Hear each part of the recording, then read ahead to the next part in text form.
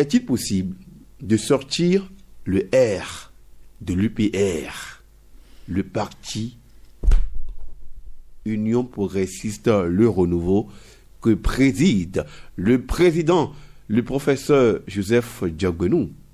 Je fais allusion à ce qui se passe depuis quelque temps. Malgré l'entrevue que les deux personnalités ont eue, je parle de maître Adrien Ngbeji et de maître Joseph Diogbenou, eh bien, la polémique est loin de fléchir. Cette semaine encore, à travers une lettre écrite au ministère de l'Intérieur, maître Adrien Ngbeji se revendique toujours président du parti du Renouveau démocratique. Il estime que le PRD n'est pas mort. Le PRD, d'après lui, n'est pas mort, malgré la fusion de son parti avec l'UP en son temps. Est-ce qu'il est possible un jour, parce que c'est ça qui se dessine, que le R soit extrait de l'UPR?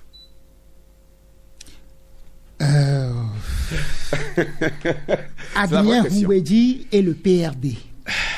Je ne parlerai pas nostalgique de son PRD. Voilà, je ne parlerai pas de sortir le R de l'UP Le Renouveau, mais je parlerai plutôt de Adrien Ngbeji et le PRD. D'accord. Je trouve que c'est plutôt un pari risqué. Un pari risqué pour l'indépendance politique du PRD. Il y aura... Mais est-ce que le PRD existe encore? Il y aura une bataille forcément juridique autour de cette préoccupation. Il y aura forcément une bataille juridique autour de cette préoccupation. Le patriarche juriste Bontin a démontré au cours de la semaine comment son PRD existerait toujours. Malgré tout. Malgré tout, avec verve. Et beaucoup s'en sont délectés. Ah oui.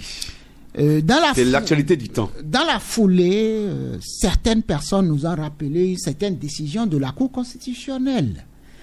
Une décision qui émane d'un recours formulé par des militants ou des responsables du parti d'opposition, les démocrates, et qui a rappelé, ou du moins qui a acté la disparition totale de ce PRD dont nous parlons et de l'UP dont nous parlons, puisque c'est la fusion entre les deux qui a donné la naissance à une nouvelle entité juridique appelée UP Le Renouveau. Même si les procès-verbaux n'ont pas été faits correctement. Parce que c'est ce qu'on dit. Juridiquement, la faute profite à qui? De toutes les façons, même si il y a eu des failles dans même les formalités. Si les formalités sont biaisées. Même si. Je dis même si. Dans une hypothèse, oui. Même si les formalités sont biaisées, juridiquement, à partir du moment où l'existence légale d'une nouvelle entité est reconnue et que il est dit que c'est la fusion de A et de B qui ont donné AB, et puis on ne peut rien. Si on s'en était arrêté là, c'était plus facile de revendiquer encore une certaine indépendance politique. Qu'il vous souvienne que j'ai toujours estimé et soutenu que le PRD n'est qu'un courant au sein de l'UP Le Renouveau. Et jusqu'à nouveau, excusez-moi, j'aime bien le dire, jusqu'à nouvel ordre, le PRD reste et demeure un courant au sein de l'UP Le Renouveau. La décision de la Cour constitutionnelle, je ne sais pas si demain, on pourra faire des recours contre cette décision, mais pour l'instant, les décisions de la Cour constitutionnelle sont sans recours. Et la Cour l'a dit explicitement que UP Le Renouveau est l'émanation de la fusion entre l'Union progressiste et le Parti du Renouveau démocratique. Et donc, juridiquement, ces deux entités fusionnant n'existent plus. Maintenant, on pourrait se demander est-ce que le patriarche n'est pas au courant de tout cela avant de se permettre. Non, le patriarche est dans une dynamique. Nous sommes à la veille des élections, d'une année électorale, donc des élections couplées, législatives, communales, municipales, et puis de la présidentielle quelques mois plus tard. Et ce parti a envie, que vous le veillez, de bien se faire positionner au sein de l'UP Le Renouveau. Et donc comprenez... C'est une sorte de chantage en griffe. Naturellement, c'est une pression que le patriarche, ancien leader PRD, donc membre de l'UP Le Renouveau, met sur le parti, sur les responsables du parti, pour que ses partisans puissent être mieux positionnés. Maintenant, s'il a envie... Donc, vous pensez que, certainement que Maître Adrien Mbedji, il sait que l'issue ne lui sera pas favorable? Certainement. Je présume qu'il le sait. Maintenant, c'est une façon... Hein? C'est une magistrat. Façon, voilà. C'est une façon pour lui de rappeler à ses militants, PRD, Pontins, qu'ils sont toujours là. Et de les suivre. Lorsqu'ils finiront par dire, nous restons Union progressiste, Le Renouveau, ils n'ont qu'à se rallier. Qu'ils vous suivent. Moi, je demande toujours aux analystes et aux observateurs de généralement se poser une seule question. Non, il faut faire attention aux actes que posent nos acteurs politiques. Les actes ne sont pas souvent innocents. Je l'ai dit ici, des gens n'ont pas compris. J'ai même encore redit ça la semaine passée. Les gens ont estimé que donc certaines déclarations ne sont pas... Il n'y a rien d'innocent. Je le répète et je m'attelle. Aucun acte... Il sait où il va. Donc, le maître Adrien Mbedji sait où il va. Je dis aucun acte, aucune déclaration n'est innocent. Et chaque personnalité publique sait pourquoi il pose un acte. Et c'est pour cela que j'invite généralement les analystes et les observateurs à se poser une question. À qui profite définitivement l'acte posé? Au lieu de rester dans l'affect, dans l'émotion, de suivre les analyses tendancieuses, comme j'aime le dire, prenons du recul, d'accord? Observons et demandons-nous où est-ce qu'il va définitivement. L'acte qu'il est en train de poser profite à qui définitivement? Je présume qu'il y ait un certain accord entre le leader SPRD et l'opposition. Alors, l'acte qu'ils sont en train de poser, puisque le parti ne pourra pas aller aux élections, vous convenez avec moi, et que un bon nombre de militants sont des élus sur la liste de UP Le Renouveau et seraient en train de se battre pour se repositionner. Sinon, normalement, à l'heure où nous parlons, les listes devraient être presque bouclées. Et c'est cela qu'il est question. Ce n'est pas maintenant que les gens commencent par faire la liste ou c'est pas. Non, j'ai l'impression que les listes sont presque bouclées. Et si les listes sont presque bouclées, quels sont les positionnements? Qu'est-ce que les militants auraient reçu comme positionnement? Et donc, si nous mettons... Il n'y a pas de fumée sans feu. Il n'y a pas de fumée sans feu. Sans feu. Et si nous mettons dans ce schéma, je demande aux politiques de faire très attention parce que cette affaire de doublon qui avait frappé à l'époque le PRD et un certain parti politique nommé Moël Bénin pourrait se récidiver. Est-ce ce schéma-là qui serait en train d'être dessiné? Attendons de voir. Et donc, si les listes sont déjà élaborées, il faut que les gens s'assurent que les mêmes individus n'auraient pas fourni des dossiers sur d'autres partis politiques, sur d'autres listes. Et donc, il y aurait un piège. Et ce piège, j'imagine un parti politique de l'opposition qui est sûr de ne pas avoir les 10%, qui coopte quelques militants, juste pour faire des doublons, et faire éliminer les deux listes de la mouvance. Et vice-versa, ce n'est pas que de la mouvance. Ça peut se reproduire ça peut également se retourner contre l'opposition. Et donc, ce qui se fait aujourd'hui devrait interpeller le peuple. Et c'est un drame qui se joue. Oui, mais si en son temps, si effectivement il doit y avoir doublon, les partis auront l'occasion de corriger parce que la jurisprudence a montré que lorsque vous faites doublon, vous deux vous êtes éliminés. Nous en avons vu en 2020. Oui, on peut y avoir des... Non, avant tout, la Sénat va faire des observations. Je dis, en 2020, il y a eu doublon. Et les partis qui ont fourni des listes avec des doublons ont été éliminés. Si on s'en tient à cela, lorsqu'il y aura doublon cette fois-ci, la même sanction va s'appliquer.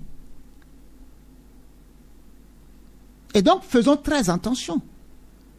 Et là, le risque que le PRD est en train de prendre, même si les militants seraient en train d'être remobilisés, même si l'idée à l'origine était de remobiliser les militants, ce comportement pourrait faire que le positionnement de ces militants sur les listes pourrait devenir un problème.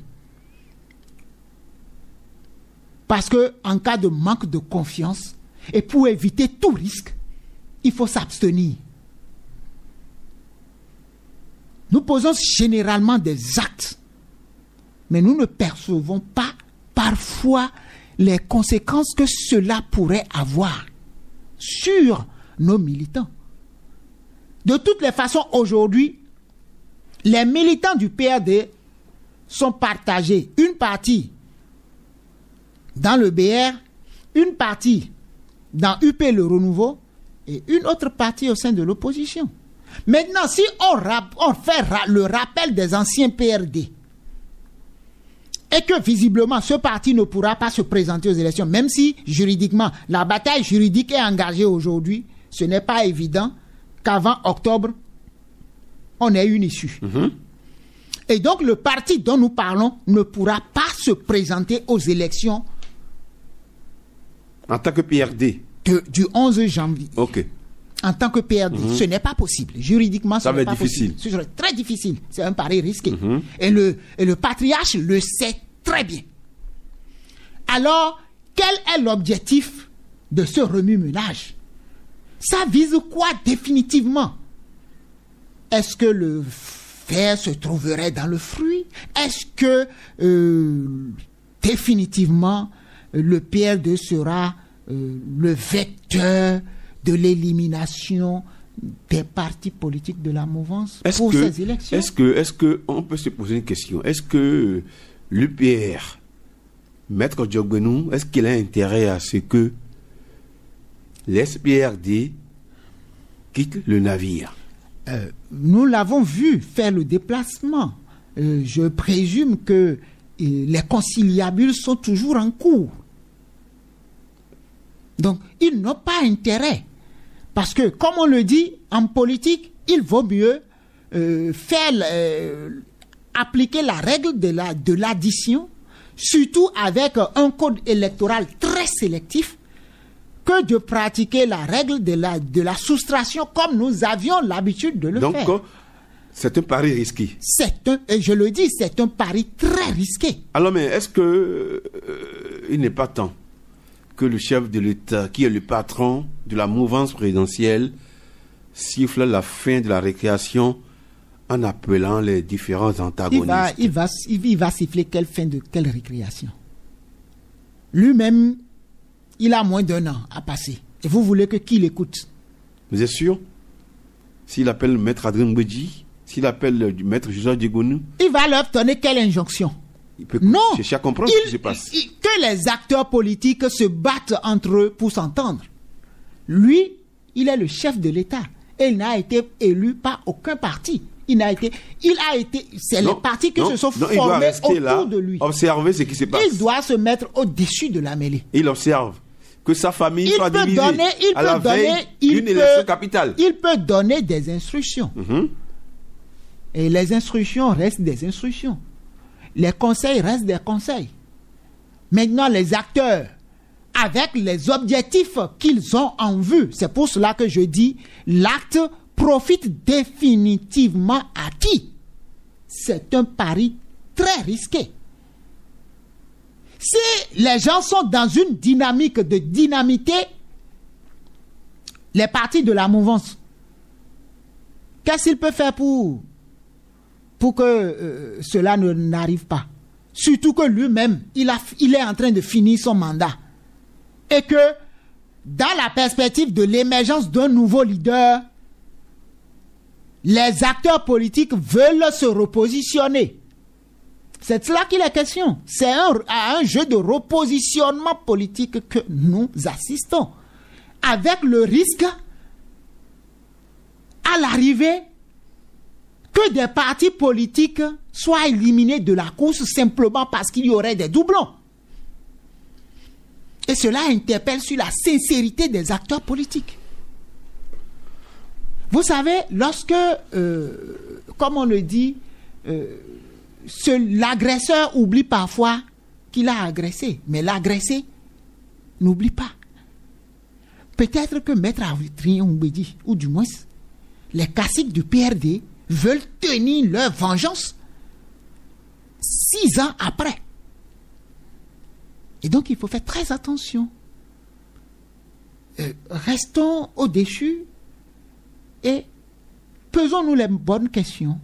Ça profite à qui ce à quoi nous assistons. Merci à vous, Jacques Yedafou Koucheme. On va évoluer dans cette émission. On reviendra tout à l'heure en tout cas. Mais une question quand même. En son temps, l'Union démocratique pour un Bénin nouveau, un parti fondé en 2010 par Madame Claudine Prudencio, un parti qu'on appelait au départ Union pour le développement d'un Bénin nouveau.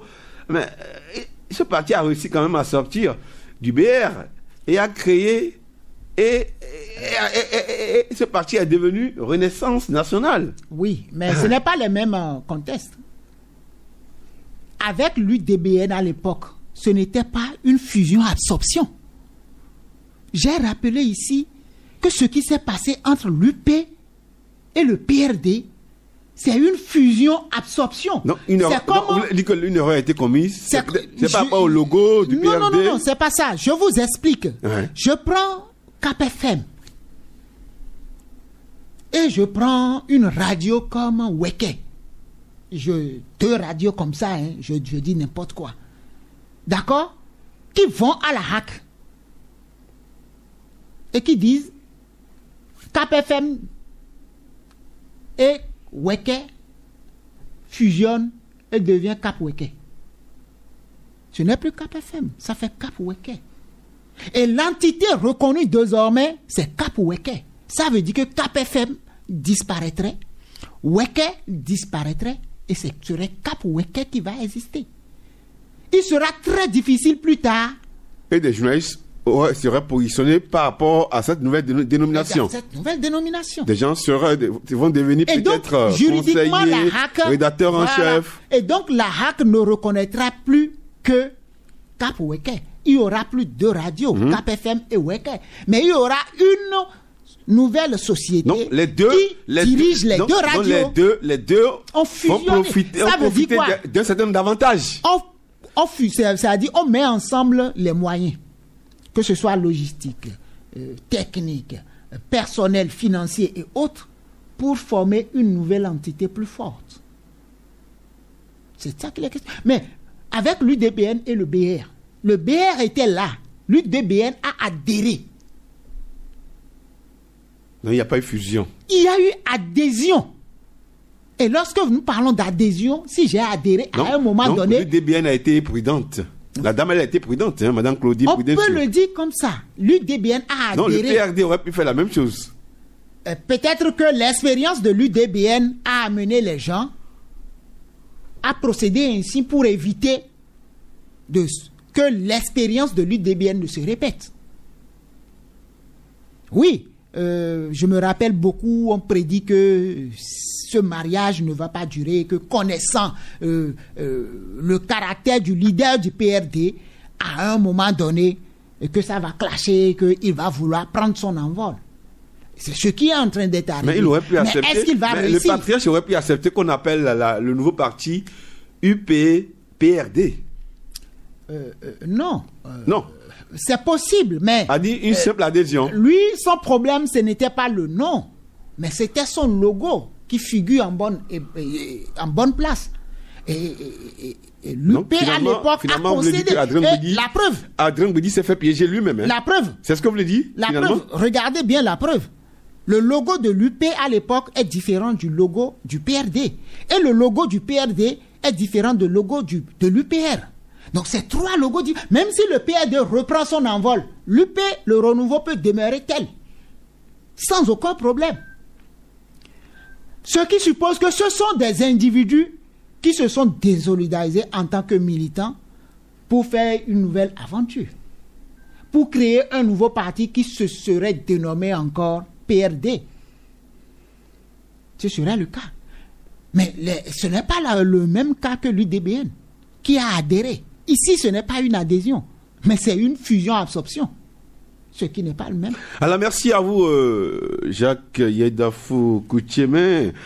On va revenir sur les propos de deux acteurs politiques. Un mouvancier, un opposant. On va commencer par les propos du mouvancier que nous avons eu la chance de recevoir dans ce studio. Thomas Prased Boya. On va l'écouter. Monsieur Irénée Agossa, acteur politique de la mouvance. Réécoutons ça. La loi a prévu que vous avez des conseillers au ministère. La loi a prévu, hein, ce n'est pas que cela, lisez. La loi a prévu que vous demandez à ce que le ministère vous mette à disposition des cadres pour vous encadrer, donc afin que vous vous en sortiez. Vont vous assister. Absolument. Et nous avons reçu, nous, puisqu'on a fait une demande. C'est dans la loi et c'est imposé. Vous demandez, si celui-là n'est pas compétent, vous demandez qu'on vous change, qu'on augmente. Et le ministère s'exécute. Et vous corrigez votre dossier. Ça, ce n'est pas chose là. Donc, c'est là, il faut respecter. Mais quand nous, on a fait, et on n'a pas eu de problème, mais vous n'avez pas cherché, vous avez dit que c'est Talon qui les a aidés. C'est ainsi que vous déformez la société. Vous détruisez la société. Parce que quand les gens fournissent d'efforts, reconnaissez qu'ils ont travaillé. Ce n'est pas Talon qui fait chose là. Boni maintenant, il sait que ce n'est pas Talon qui fait. Parce que ceux qui l'ont dit, il était pro-Talon, il était pro-Yahi, il était des conneries que les gens racontent. Et il s'est vu face à la loi maintenant. Il s'est vu face à la loi. Donc, si tu sais que les normes existent, il faut respecter les normes. Il n'y a rien. Même dans la vie, là. Si tu veux mieux vivre, respecte les principes de la vie que d'aller chez un charlatan. Ça se dit chez nous, non? C'est pas ça. Donc, le principe, c'est des normes. Il faut respecter les normes. Mais une société où ceux qui respectent les normes ne sont pas valorisés. Vous voulez avoir quelle société? Vous aurez la société où les normes de valeur sont inversées. Ce qui se passe aujourd'hui, c'est quoi? Si tu prends l'échelle des normes de valeur, tu vas voir ceux qui sont bien dans la société, tu ne les retrouves pas dedans. Mais quand tu inverses les normes de valeur et tu établis une nouvelle échelle, tu les vois dedans. Et c'est ceux-là qui sont hissés. Mais comment vous voulez que cette société marche? La société ne pourra pas marcher. Partout ailleurs, c'est les normes de valeur qui sont respectées. C'est tout à fait simple. Moi, j'étais ailleurs, les gens me respectent. J'ai fini la Sonacop ici. Je fais faire des exposés ailleurs sur comment j'ai pu gérer une société qui ne peut plus avoir de crédit avec ce niveau de dette Comment j'ai pu gérer et que la société a pu s'en sortir? J'ai été faire des conférences sur ça en France, en matière de normes. On me dit, mais comment cette société doit être fermée? Mais chez moi, ici, on ne m'a donné aucune valeur. Mais comment voulez-vous que ça marche? Tant au niveau de la presse, tant au niveau de ça, tant tout le monde, il y a ces talents, c'est des conneries que tu n'arrives nulle part à comprendre. Donc ça vous gêne que tout soit bipolarisé aujourd'hui autour de deux personnes? Ce n'est pas, moi j'ai été toujours contre. Tout mon combat dans ma vie, et je l'ai fait depuis l'université, c'est que les normes soient respectées. Et que, en politique, que ça soit les gens qui sont dans la politique qui gèrent la politique, qui gèrent tout. Si tu ne peux pas être journaliste, et parce que tu as des temps de distraction, tu viens être politique. C'est tellement sérieux qu'il faut être inspiré. Moi, je ne peux pas jouer votre rôle, monsieur Akwazou. Vous êtes journaliste. C'est ça ici. Tu vas voir dans les autres pays. Alain Juppé, il a été formé, mais il a une conviction politique. Il est resté dedans jusqu'à être vieux. Ce n'est pas je suis professeur d'université, j'ai du temps à perdre parce que je viens en politique. C'est pas ça, mes amis. C'est pas ça. Parce que j'ai été journaliste, on me connaît un peu, allez, je vais en politique. Ce n'est pas ça. J'ai d'argent, je viens. Ce n'est pas ça. C'est une question de conviction. C'est une conscience d'engagement. C'est ça. Moi, je vis la politique parce que mais j'y pense permanemment. Je pense au développement de mon pays et je me comporte comme tel. Dans ma vie, je me comporte comme tel. Je ne vais jamais me comporter comme vous. Jamais. Parce que je sais que je suis dans un milieu où les normes sont telles. Les normes sont telles. Je ne suis pas dans un milieu où c'est comme l'église. Quand tu viens dans un parti politique, c'est pas comme l'église. Quand tu vas à l'église, on te nettoie le banc, on te dit de t'asseoir et prier. Mais quand tu viens dans un parti politique... Quelle est la différence? La différence, c'est que quand le type te voit et tu veux t'asseoir, c'est ainsi que lui gonfle tout son espace et il t'empêche de t'asseoir. Ah, donc c'est un autre monde. C'est un autre monde. Le parti politique. Tu dois te battre des coudes et des épaules pour trouver ta place à travers ta fidélité, ta loyauté et tes compétences. Donc vous voulez dire qu'au sein d'un parti politique, il n'y a pas d'enfant du cœur? Il n'y a pas. Non, c'est des principes, c'est des normes de là-bas. Tu viens dans l'église, il y a des normes. Tu viens, tu veux t'asseoir, l'autre te nettoie même le banc et te demande de t'asseoir. On te nettoie tout. Mais comment tu viendras dans un parti politique et que toi, on va te nettoyer ta place pour dire de t'asseoir? Non. Donc automatiquement, quand il te voit venir... C'est une mare au crocodile. Mais il gonfle sa surface. C'est une mare remplie de crocodiles. Ce n'est même pas ça. Mais c'est quoi? C'est une question de normes. C'est une question... Quand tu vas chez le charlatan, c'est un autre principe de normes. Ce n'est pas la même chose ici.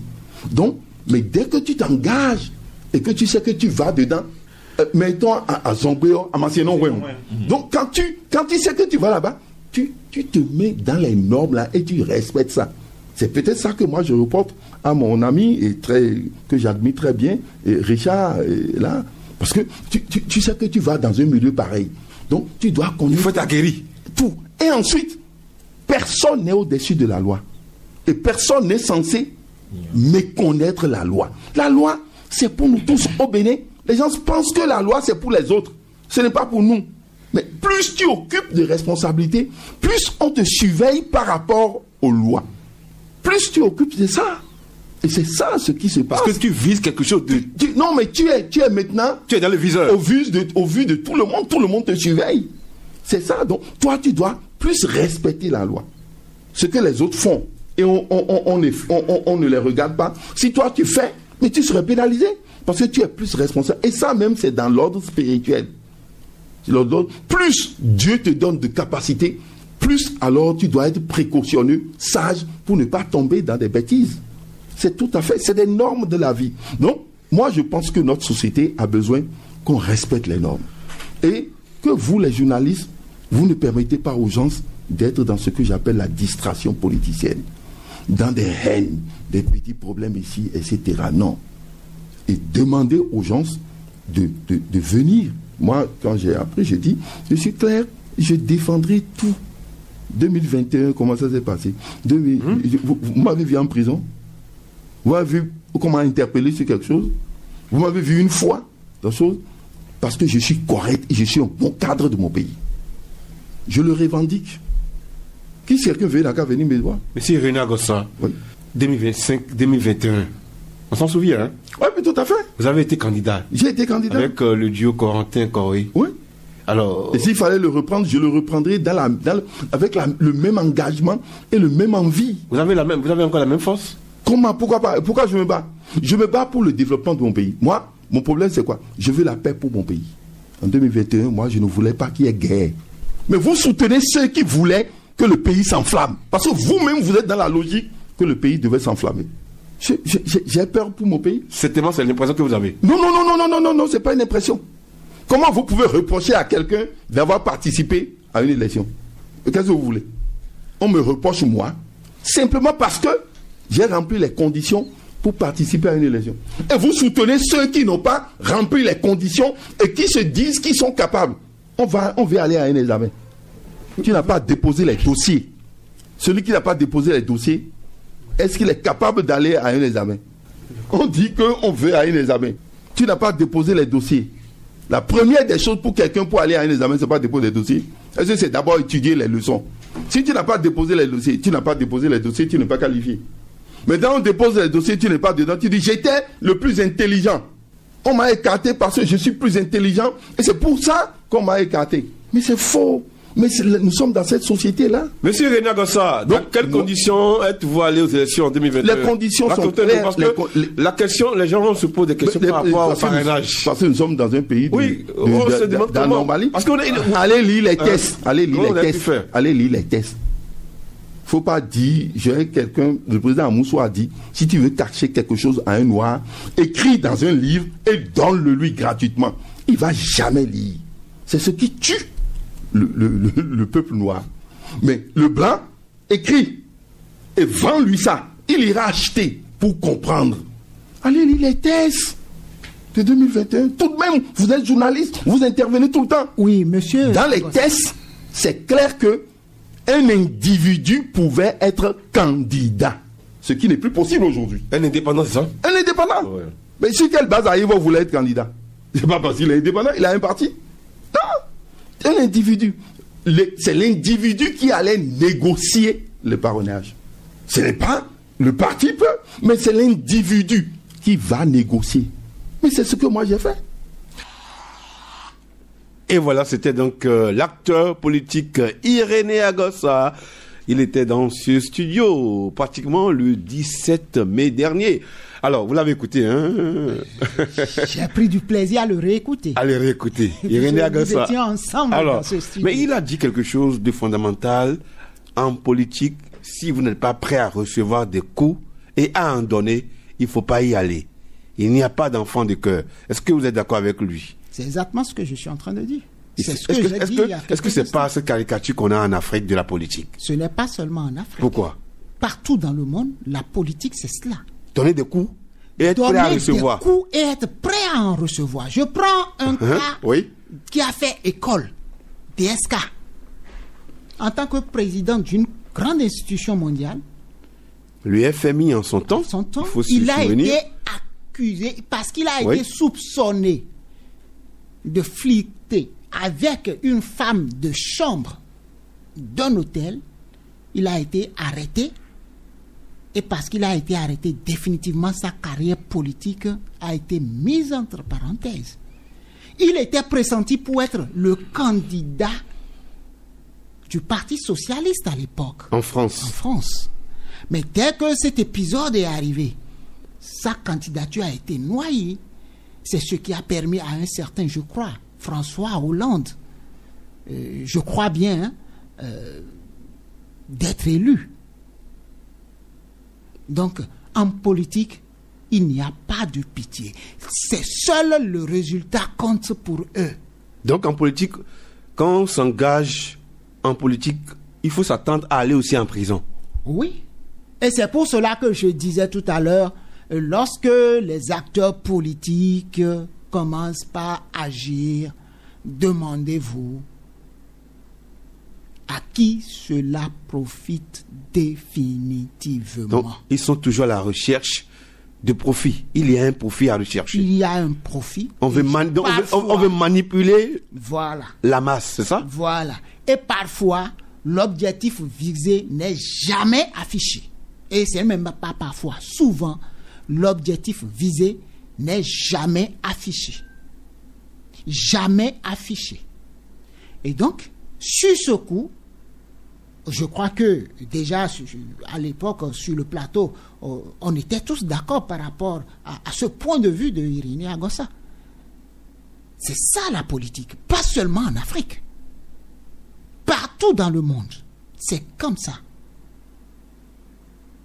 Si les gens pensent que aller en politique, c'est être enfant de cœur, c'est comme aller à l'église, c'est faux, ils se sont trompés de milieu. Et en politique, il n'y a pas de conviction?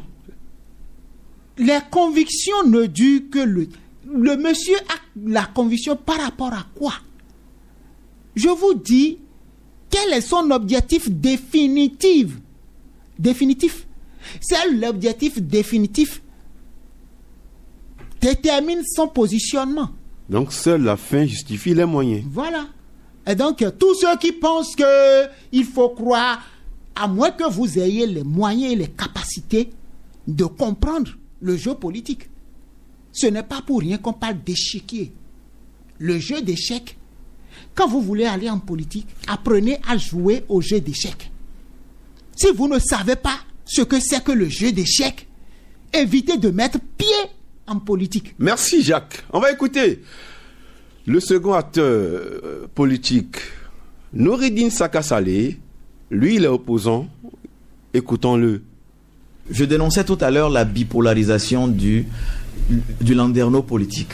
Aujourd'hui, on a l'impression qu'il n'y aura que des blocages à l'Assemblée nationale. C'est-à-dire un camp va imposer sa loi à l'autre et l'autre ne pourra jamais rien faire. Sauf le seul cas de la révision de la Constitution qui peut être bloqué par la minorité parlementaire, qui est représentée par le parti Les Démocrates. Donc, toutes les lois à enjeu. Et vous remarquez, aujourd'hui, les démocrates sont malheureusement affublés de ce rôle-là de contestataire éternel.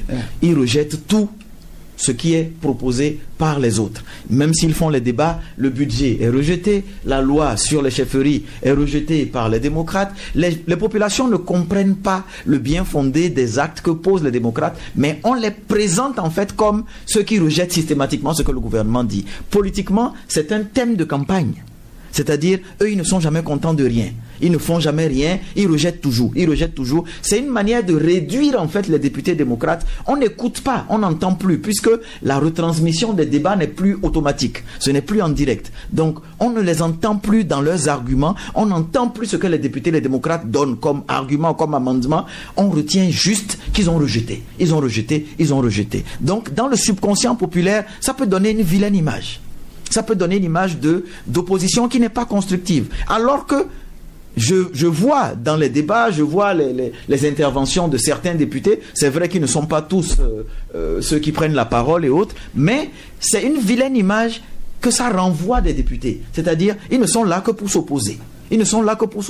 Comme s'ils n'ont pas une valeur ajoutée haute. Et je me suis dit, mais est-ce qu'il faut se complaire dans ce rôle-là plutôt que de montrer en fait un certain courage politique, une certaine envie de bousculer les choses et de donner un coup de fouet pour que certaines choses soient reprises et réadaptées. Si ce que j'avais préconisé avait été mis en œuvre, on aurait déjà pu évaluer le nouveau code électoral là dans les brefs délais. On aurait su et personne n'aurait rien perdu.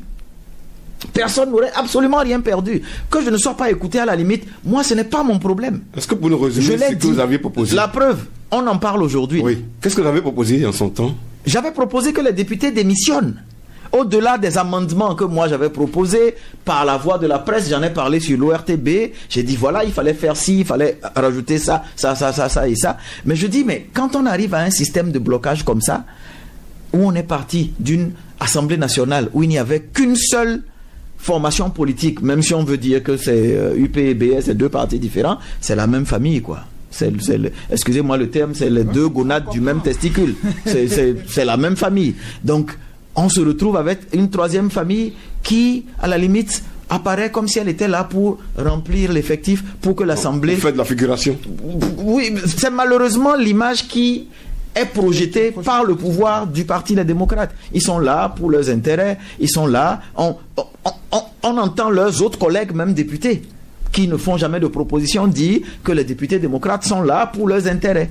qui sont là parce qu'ils ont des avantages, ils voyagent, ils font ci, ils font ça, comme si eux, ils allaient refuser de voyager si ça leur était proposé. Donc, je trouve en fait que quand vous êtes traité comme ça, il faut quand même faire preuve d'un certain cran. Il faut faire preuve d'un certain cran et permettre en fait de tester immédiatement les lois qui ont été adoptées et qui sont présentées comme bonnes par ceux qui les ont adoptées. Aujourd'hui, s'il n'y avait pas cette désolidarisation en filigrane et en pointillé du parti du Renouveau démocratique avec Adrien Umbedji, mais je pense que certains ne reviendraient pas de leur arrogante certitude de dire non, que le code est le meilleur. Je commence à entendre certains dire que si les élections n'aboutissent pas à l'élection de nouveaux députés, qu'on va reprendre les élections. C'est les mêmes qui disent qu'ils ont adopté le code électoral pour réduire les dépenses, pour réduire le caractère coûteux des élections, et qui disent facilement comme ça, alors que c'est même faux ce qui est dit. Que si les élections ne permettent pas d'avoir une assemblée nationale à cause des 20% qu'on reprenne, c'est faux. Donc, ce que les députés ne vous disent pas, c'est que... la certitude que Adrien Umbedji est aujourd'hui avec l'opposition? Non, je ne dis pas qu'il est avec l'opposition, j'ai seulement parlé de désolidarisation. Ah, d'accord. Il s'est désolidarisé, ça va porter forcément un coup. Si le PRD n'est plus dans UP, je ne sais pas quels résultats ils auront dans la 6e, dans la 15e, dans la 19e. Et l'opposition est en train de lui tendre la pêche, c'est ça? L'opposition est en train de lui tendre la pêche? Je ne sais pas. On a vu les députés il lui manifeste seulement une solidarité humaine. C'est-à-dire, il se fait insulter par des enfants qui n'ont pas le tiers de son âge. Il se fait insulter, je serais son fils que je serais aussi choqué. Donc, humainement, quelqu'un qui est dans une tourmente comme celle-là, parce qu'il a dit quelque chose que vous soutenez, le minimum, c'est d'aller lui dire Yako, c'est d'aller lui dire écoute, on voit la manière dont on t'insulte, bienvenue dans le club, c'est comme ça qu'on nous insulte aussi tous les jours, on nous traite comme du poisson pourri. Donc les LD auraient souhaité que Adrien Umbedji regagne leur rang, c'est ça? Non, je ne suis pas membre dirigeant de LD, je ne peux pas parler en leur nom. Okay. Je constate juste que quelqu'un est insulté, quelqu'un est vilipendé. Humainement, les gens leur apportent leur soutien.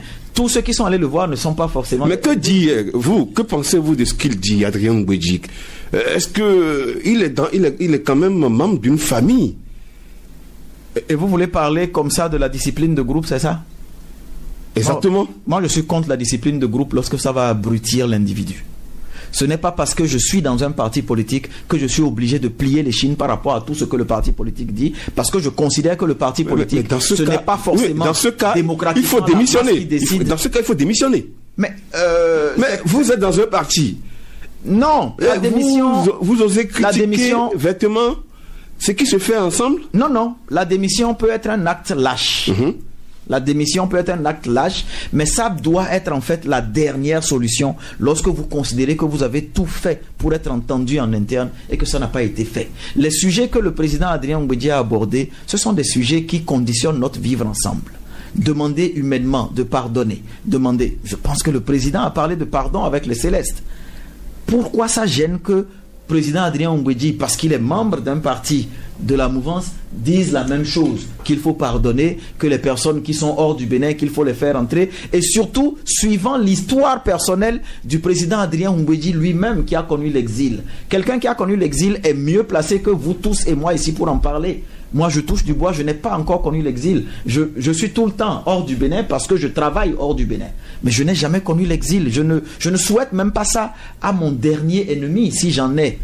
Pas que je m'en suis créé moi-même, mais peut-être qu'il y en a qui n'aiment pas mes cheveux blancs, peut-être qu'il y en a qui n'aiment pas la manière dont je parle et qui prient tous les jours sur des fétiches pour que je meure, je ne sais pas. Mais même à eux, je ne vais pas souhaiter qu'on les oblige, entre griffes, à aller se retrouver dans un pays qui n'est pas le leur, loin de leur famille. Donc, M. Nouroudine Saka Saleh, il ne faut pas souhaiter l'exil à quelqu'un. Mais qui peut souhaiter l'exil à un être humain? Qui peut souhaiter l'exil? Donc que Maître Adrien Umbedji le dise aujourd'hui, est-ce que le fait d'appartenir à un parti politique, il ne faut pas que ceux qui sont autour du président Patrice Talon aujourd'hui oublient qu'il a été d'une manière ou d'une autre, avant 2016, l'ennemi public numéro 1 pour certains qui sont aujourd'hui de sa famille politique. Il y a beaucoup qui sont aujourd'hui à la table du Conseil des ministres et qui souhaitaient tous les dieux que M. Patrice Talon ne rentre pas au Bénin. Donc il ne faut pas qu'ils oublient que d'opposants à ennemi public numéro 1, on peut devenir le premier décideur d'un pays. Donc ceux qu'ils martyrisent aujourd'hui, ceux qu'ils vilipendent aujourd'hui, on l'a vu. Au Sénégal, les deux têtes de l'exécutif aujourd'hui sont partis de la prison pour occuper la présidence et la primature. Donc, ceux qui sont aujourd'hui les turiféraires, ceux qui viennent justifier, ceux qui viennent promettre même l'exil aux autres, il ne faut pas qu'ils oublient qu'il y a moins de 10 ans, ils étaient peut-être en train de demander au président Yahi Boni de ne pas permettre à M. Patrice Talon de revenir. Donc tout ça l'a mis ensemble. Pourquoi on veut jeter la pierre aujourd'hui au président Adrien Ngwedji? Quand il avait dit que le gouvernement avait hérité d'un pouvoir saccagé et descendu de son piédestal, ils avaient tous applaudi.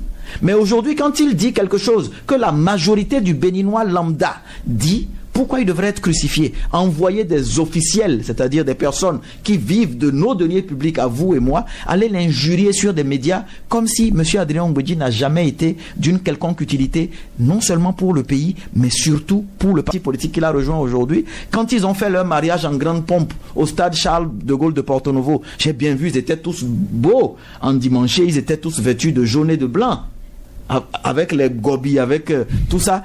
À ce moment-là, ils étaient tous heureux. C'était les accolades. Aujourd'hui, maintenant qu'il dit quelque chose que le Béninois lambda souhaite, il devient maintenant la personne à crucifier. Moi, je dis humainement, il ne faut pas être ingrat. Déjà, humainement. Et ensuite, il faut aussi s'arrêter un moment et se dire ce que nous-mêmes on a vécu. Le président Patrice Talon a été en exil. Je me rappelle comme hier, j'ai été dans un studio sur RFI pour dire et prédire qu'il ne sera jamais extradé au Bénin sur des questions juridiques simples. Donc, quelqu'un qui a vécu cela, qu'il accepte et qu'il pardonne, qu'on vienne lui souffler à l'oreille, que certaines bouches autorisées viennent lui souffler à l'oreille, écoute, lâche un peu du lest. Ce que tu as vécu par le passé, n'impose pas cela comme une règle de conduite, n'impose pas comme une marche forcée. Merci à notre cher technicien. La radio a de la mémoire. Noureddine Saka Saleh, acteur politique de l'opposition. Alors, voilà ce qu'il a dit, hein? Une partie de ce qu'il a eu à dire. Oui. Je retiens, parce qu'il faut relever, il faut rétablir la vérité. Il a dit que dans l'opinion, les gens auront l'impression que les démocrates sont allés au Parlement pour. Oui, c'est exactement. Est-ce que c'est lui-même qui affirme? C'est ce qui est difficile lorsque on est communicant, lorsque on opine. Lorsque nous opinons, parfois, ce que nous percevons et relayons, les gens pensent ou croient entendre que c'est ce que nous affirmons.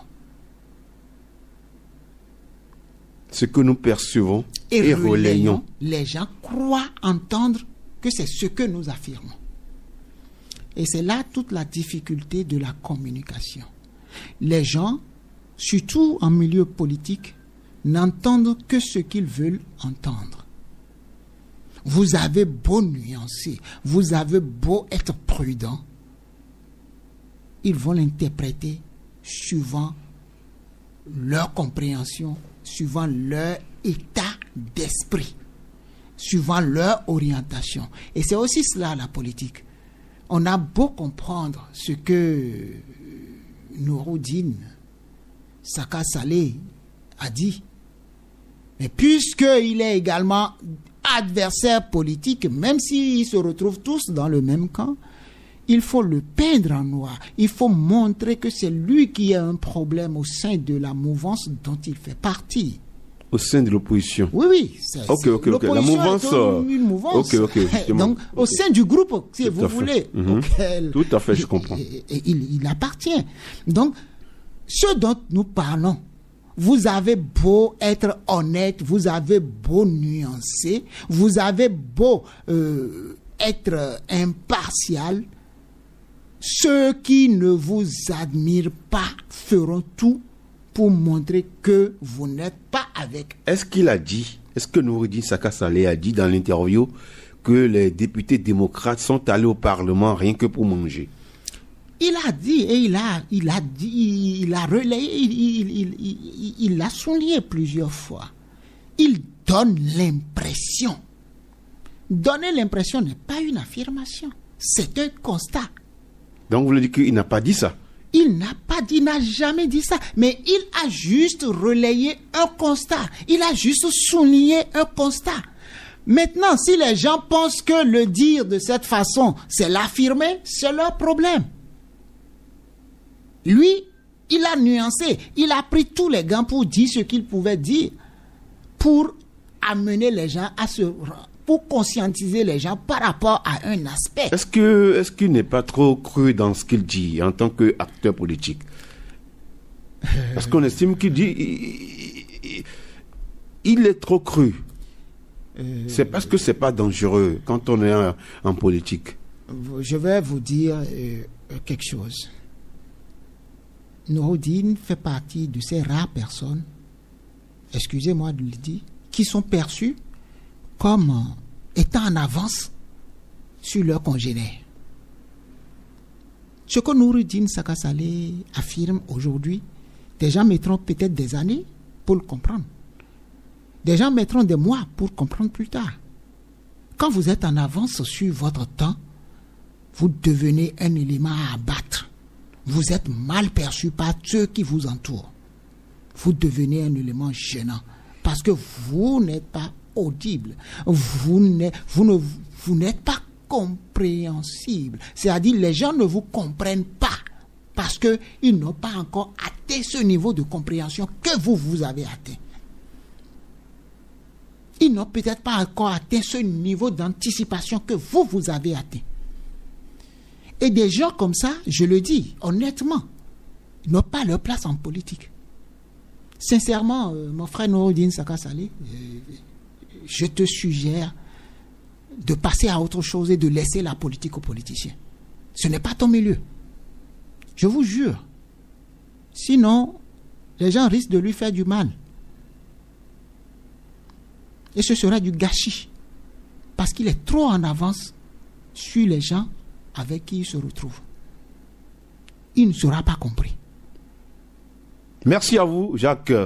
Avant que les amis auditeurs n'interviennent, rapidement, on va en quelques minutes s'intéresser à cette actualité relativement à Abdourahmane Tiani, qui conditionne la réouverture de la frontière du Niger en lien avec le Bénin à la suspension, à la rupture de la coopération avec les pays européens. Est-ce possible? Est-ce qu'il revient à un pays de dicter le comportement que l'autre pays souverain doit avoir? J'en ai ri quand je l'ai écouté. J'en ai ri. Lorsque un acteur du chaos, un architecte du chaos dans son pays, juste pour se défendre, lorsque ça commence par grogner, lorsque ça commence par gronder dans son pays, il monte au créneau, indexe les autres comme étant responsables de ce qui leur arrive. C'est quelqu'un, un général, je ne sais pas comment est-ce qu'il est devenu général, mais un général 2 étoiles qui s'est affublé 3 étoiles supplémentaires, qui vient faire de telles affirmations géopolitiques grotesques. Ça fait sourire. Comment est-ce qu'un pays peut exiger qu'un autre pays ne coopère pas avec tel pays? De quel droit il se permet cela? Il a fermé ses frontières pour cela. Le Bénin a dit, nous, on n'a pas fermé de notre côté. Si vous fermez de votre côté, le problème ou les problèmes que subissent, les difficultés que subissent votre peuple, c'est vous qui en êtes responsable. Et c'est justement ce qu'il ne veut pas comprendre. Les frontières sont fermées. Mais de quel côté? Pas du côté du Bénin, mais du côté du Niger. Et qui sont ceux qui en souffrent? C'est le peuple du Niger, mais également le peuple du Bénin, parce que les deux peuples frères vivent du commerce transfrontalier. Donc lorsque le commerce est freiné... Vous voyez comment le prix du mouton par les temps qui court à grimper? Le prix du mouton a grimpé pour 2 causes. Certes, il y a la fermeture des frontières, mais cela n'empêchait pas, je vais revenir là-dessus, la fermeture des frontières de façon officielle n'empêche pas les transactions. C'est-à-dire le Niger est rentré est perçu aujourd'hui comme un État contrebandier. Officiellement, vous fermez vos frontières. Donc aucun produit, personne ne doit traverser les frontières entre le Niger et le Bénin. Mais il se fait que ça continue par le fleuve. Et c'est là ce que les gens ne comprennent pas. Et pour des gens comme moi qui sont sur le terrain. Il y a des difficultés au niveau du parcours. Il y a des difficultés au niveau du parcours et ces difficultés sont voulues exprès. Parce que ça nourrit une nouvelle économie. Ça nourrit des gens. Lorsque vous tentez de traverser par le fleuve, par le passé, traverser le fleuve, c'était à peine 500 francs. Aujourd'hui, il vous faut 5000 francs pour traverser le fleuve. Et lorsque vous traversez le fleuve, les militaires et les policiers du côté du Niger prennent de l'argent avec eux avant que vous ne passiez. Et les marchandises qui traversent le fleuve, le Niger les dédouane. Comment est-ce que vous pouvez dire, affirmer que vous fermez vos frontières, des marchandises passent quand même par la contrebande, mais vous exigez que ces marchandises soient dédouanées? C'est que le Niger s'est établi, et du moins se présente aujourd'hui comme un État contrebandier. Les dirigeants autoproclamés ne veulent pas entendre les difficultés auxquelles sont confrontés ce peuple. Déjà rongé par la précarité. Et à cela, on ajoute l'inflation qui a galopé de plus de 40%. Un mouton qu'on achetait à 40 000, mais aujourd'hui c'est pratiquement le double, 80 000. Oui, l'affaire des moutons, je vous explique. Le Niger, compte tenu des difficultés, compte tenu du revenu, compte tenu du panier de la ménagère, quelques mois avant, le Niger a décidé qu'il n'y ait plus exportation du bétail, en tout cas vers les pays côtiers. D'accord? Or, il se fait que le Niger exporte, ou du moins l'économie du Niger est basée essentiellement sur l'exportation du bétail. Et le Bénin dépend beaucoup plus du bétail en provenance du Niger. À partir du moment, pour que les prix ne grimpent pas au Niger, la décision est prise de ne pas permettre que ces bétails traversent les frontières. Vous comprenez que les prix vont chuter au Niger, mais les pays qui attendent que cette denrée vienne ne viennent pas. Donc la quantité espérée ne venant pas, il y aura une certaine surenchère du bétail. Donc la demande devient plus forte. La demande devient plus forte que l'offre. Et c'est là que le Nigeria en a profité pour également exporter une partie de son bétail vers le Bénin. Le Niger a refusé, mais c'est le Nigeria qui en a profité. Merci Donc, à vous. Dans tout ce que nous disons, c'est encore les pauvres citoyens nigériens qui en souffrent. Merci à vous, Jacques Yedafou. On va écouter les amis auditeurs sur cette émission. Regarde, le premier intervenant est au bout de la ligne. Bonjour, cher auditeur. Bonjour, Wilfried Akapo. Bonjour, cher ami. C'est M. Achirou Aruna de PRD. Achirou Aruna. Oui. Nous vous écoutons. Ça va, ça va. Allez-y. Je salue aussi vos collaborateurs, vos collègues qui sont avec vous. Merci à vous. Je vais opiner sur l'affaire EPR, PRD, tout ça là. Allez-y rapidement, allez-y. On a souvent dit que on peut perdre les gens en chemin, mais il ne faut jamais commettre l'erreur de perdre le chemin à cause des gens. Le président Mbeki va parler du PRD aujourd'hui. Moi, ça me donnerait. Même si on dit aujourd'hui que le Bénin est devenu pays des moutons, mais on n'est pas mouton jusqu'à ce point. Le PRD, même si c'est un accord tacite, on a vu les idées de l'UPR. Et l'UPR a allé aux élections et on a vu les éléments du PRD positionnés et qui sont députés aujourd'hui. Mais visiblement, on sent déjà que le PRD n'existe plus. Parce que la charte des partis actuels dit qu'il n'y a plus d'alliance de partis. Du moment où on a connu l'UPR et que les éléments du PRD, de l'FPRD sont déjà là, tout ça là. On peut déjà comprendre la mort du PRD.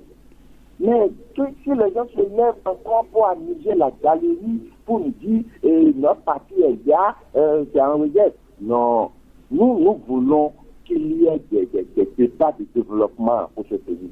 Ce sont d'amuser la galerie. Le patriarche, c'est un homme de paix, je le reconnais ça. Mais quel héritage les gens veulent nous laisser? Ils sont partants. Ils sont partants. Okay. Il faut que nous connaissions. Donc, on entend un seul son de cloche. Okay. Je veux que le président Diogbeni même montre au créneau pour nous expliquer les accords qu'ils ont à signer. D'accord, on a compris. Achio Aruna, merci. Un autre intervenant sur l'émission Regard. Bonjour, cher auditeur. Bonjour, KPFM. Bonjour. Oui, c'est Adediran Adissa. Adediran Adissa, nous vous écoutons. Oui. En fait, le président me dit c'est un patriarche. C'est là où il va. Et c'est un juriste en plus. Il sait que l'accord qu'ils ont fait là, l'accord n'est pas clair. C'est pas clair, il sait. C'est que les gens ne veulent pas comprendre. Pourquoi UPR aujourd'hui, le gouvernement a installé les délégués aujourd'hui. UPR n'existe plus. Pas de installer les délégués.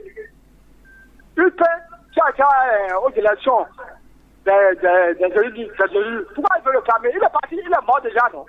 Et pourquoi lui aussi il insisté encore pour réclamer, pour positionner les délégués aujourd'hui?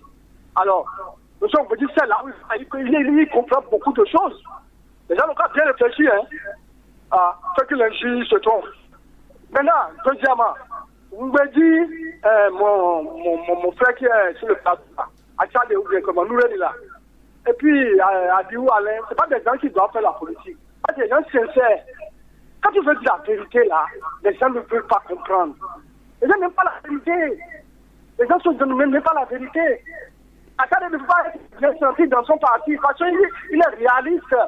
Et il dit, c'est pourquoi vous ne l'avez jamais accepté. Ok, on a compris. Même monsieur qui est réaliste. Ok, on a compris. Adediran dit ça. Comprenez bien ces gens-là qui viennent. On a compris. Un autre auditeur. Merci beaucoup, KPFM. Merci à vous, notre troisième auditeur. Bonjour. Monsieur Wilfried. Oui. Paul Chaudaton. Paul Chaudaton, nous vous écoutons. Merci. Le problème UPR avec cette histoire de la sortie du président du PRD. Nous étions, est-ce que vous et nous étions là où ils ont signé un accord entre les deux partis? Et c'est toujours ce parti-là, c'est toujours à l'approche des élections que nous... C'est-à-dire c'est un parti instable.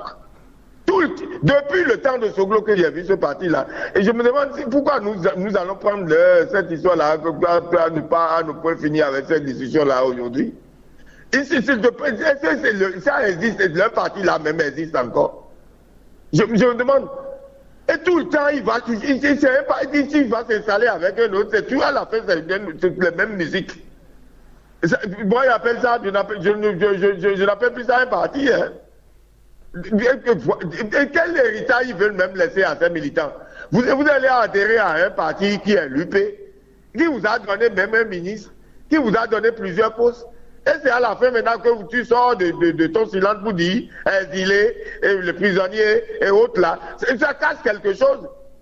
Tout le temps, que ce monsieur que je respecte bien, c'est toujours à la porte des élections qu'il trouve toujours quelque chose. Ok. Et donc d'ici là, encore un autre gouvernement, très prochainement, il va encore aller s'installer avec qui? Ok. Donc nous les connaissons. Donc ils n'ont pas une fuite qui ne nous fatigue pas. Quoi. Qui veut partir avec son parti, qu'ils en aillent. Merci à vous. Ça n'enlève rien à lutter. Hein. Merci à vous, Paul Chaudaton. Un autre. Allô. Bonjour. Allô. Bonjour. Sébastien Nyorosso. Sébastien Nyorosso, nous vous écoutons. Et je vous salue tous. Nous répondons. Et pour être court, je vais dire ce que vous réclamez, vous dites c'est ce qu'ils réclament. Et ceux qui sont dans l'UPR savent bien ce que vous réclament. C'est pour cela depuis longtemps. Et les responsables de l'UPR n'a daigné dit quelque chose. Vous avez vu le président de l'UPLG, Adrien Ngwedi. Donc c'est un patriote. Et il y a beaucoup de gens, comme vous me dites, dans nos partis, qui ont envie de parler, mais se cachent sous les petits doigts, parce qu'ils ont tous peur. Vous les entendez, aucun des politiciens ne parle aujourd'hui à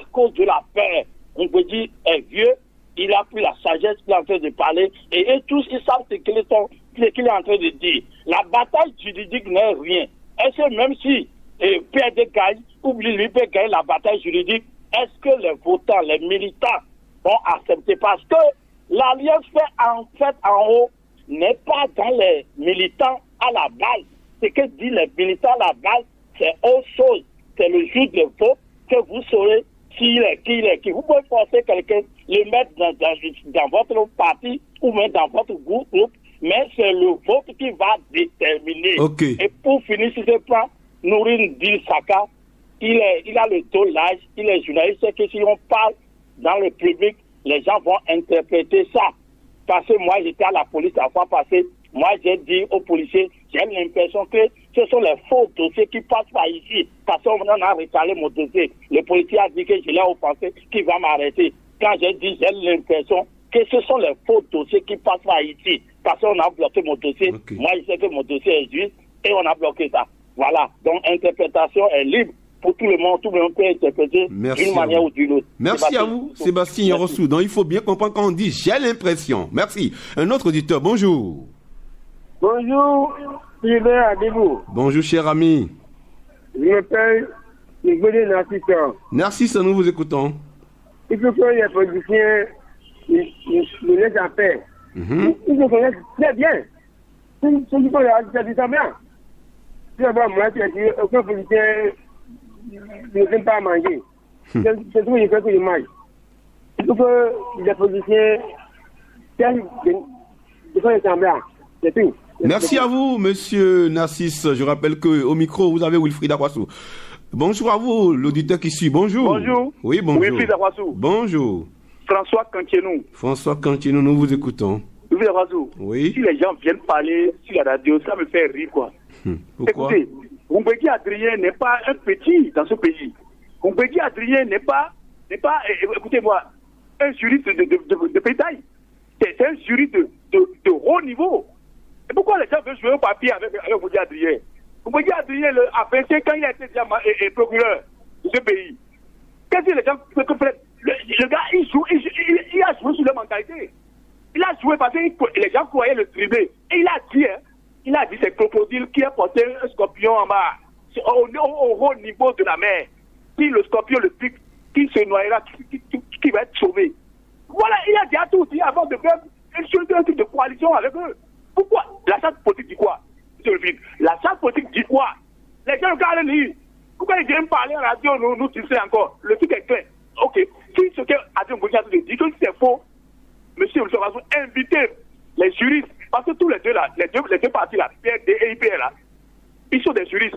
Appelez-les à la radio, on va leur poser la question et le cas se défendre, non? Ok, merci à vous, François Cantienou. Un autre auditeur sur cette émission, rapidement, en quelques secondes. Bonjour. Oui. Joseph Gervais depuis Yami Kodji. Joseph Gervais, nous vous écoutons. Oui, comme l'a dit mon prédécesseur, le président Nguédi, on peut les citer, comme l'a dit l'autre sur votre plateau, les enfants peuvent venir les citer, c'est bon, parce que c'est ce que nous avons appris comme éducation. Mais il n'a qu'à savoir que c'est un patriarche. Et c'est ce qu'il est en train de dire. C'est dans ce pays, dans le même pays, qu'on a vu cela, les certificats de conformité, photographe et photo mineur, la ruse et la rage. Mais le Béninois oublie vite. Le Béninois oublie vite en oubliant ne pas nous mettre face au danger avant de dire ce qu'il faut faire. Mais nous en sommes là et l'histoire retiendra des noms, retiendra des choses parce que nous en sommes là et tout à l'heure je vous ai cité conformité, photo. Nous connaissons ceux qui ont dit ça, ceux qui ont fait ça. En ce qui concerne le Niger, je pense qu'on a toujours dit en ce qui concerne le Niger. Et les deux côtés, il faut cesser d'envoyer des pics parce que qu'on ne veuille pas, les autres sont en train de se protéger, nous sommes en train de nous protéger. Okay. Et il ne serait pas normal. Merci à vous, on va prendre le dernier auditeur. Alors s'il vous plaît, n'appelez plus. Le dernier intervenant, bonjour. Oui, Rosimond, bonjour. C'est qui? Je salue tout le plateau. C'est qui? En ce qui concerne les traits de l'UPR, et avant d'arriver là, il y a fait des sorties dans lesquelles il a dénoncé des choses. Et Roubaix même sait que son rapprochement, le rapprochement du parti PRD à la mouvance a été profitable pour le parti et également pour la vie de Port-Revaux. Mais dans sa première sortie, Ngbeyi a dénoncé des choses. C'est que Ngbeyi est en train de regarder loin, en train de voir loin. Il ne veut pas être comptable de l'emprisonnement de certains comme Matougou et Joël Aïvon, qui est d'actif de Porto-Nouveau, et les exilés. C'est de ça que Ngbeyi parle. Mais je pense qu'avant que Ngbeyi n'arrive là aujourd'hui, il a tenté tout, je pense. Il a tenté tout et ça n'a pas marché. C'est pourquoi il a voulu parler publiquement pour que tout le monde sache quelle démarche il est en train d'amener et ça ne marche pas. C'est ça. C'est de ça qu'on dit pas. Merci à vous. Merci à vous.